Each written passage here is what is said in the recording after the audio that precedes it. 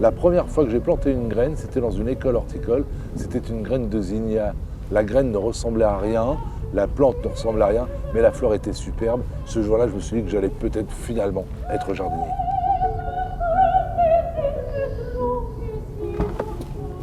Je suis Alain Baraton, jardinier en chef au domaine de Trianon et au Grand Parc de Versailles et aussi chroniqueur sur France Inter. Nous sommes dans l'un des plus bels endroits de Versailles, nous sommes à la Croix du Canal, un lieu qui permet de découvrir cette pièce d'eau dans son ensemble et bien sûr, en fond, le château dans toute sa grandeur. Alors, ma fonction principale consiste en la coordination des différentes équipes qui œuvrent sur le domaine, la gestion des entreprises qui interviennent en renfort et bien sûr la gestion administrative. Pour faire très simple, ma mission principale est d'entretenir au mieux le domaine de Versailles et après l'avoir, hérité de mes prédécesseurs, le transmettre aux générations futures dans un état parfait de conservation. Ma vie est une erreur, je devais être photographe et je suis entré en 1976 comme caissier. Je faisais payer les voitures qui avaient le droit de rouler dans le parc. Et puis, la même année, j'ai découvert un jardin, j'ai surtout découvert des arbres extraordinaires et j'ai eu envie de m'occuper des vieux chênes, des vieux tilleuls, des vieux marronniers. Et je suis tombé amoureux de ce lieu et j'ai décidé de ne pas le quitter. Et je constate que bien des années plus tard, je suis toujours en place.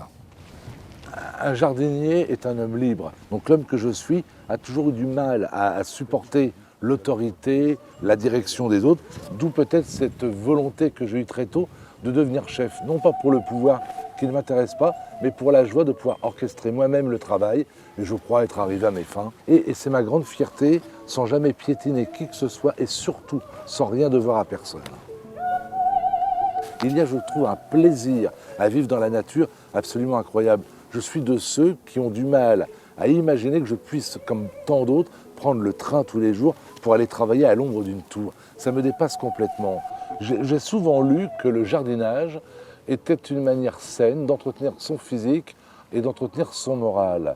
Et je constate que j'ai une santé, insolente, que je n'ai pas de problème métaphysique et que je n'ai nul besoin de consulter un psychiatre. Vous savez, quand on travaille dans ce lieu et qu'on a un chagrin, qu'on a de la peine, qu'on est confronté à une situation difficile, eh bien j'ai mis en place une petite astuce. Je vais auprès d'un vieil arbre, je m'assois et je lui parle. J'ai le sentiment qu'il me comprend et étrangement, quand je repars, je suis guéri de tous mes maux.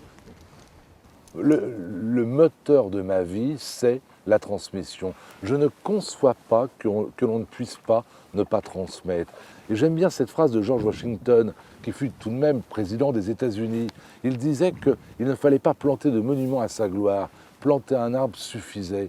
Et j'aime cette idée d'avoir comme monument à ma gloire des arbres, tout simplement, qui sont des végétaux anonymes, qui sont des végétaux superbes, qui ne se limitent pas à faire d'un lieu sa beauté, mais à contribuer à tous les aléas climatiques et à se transmettre de génération en génération.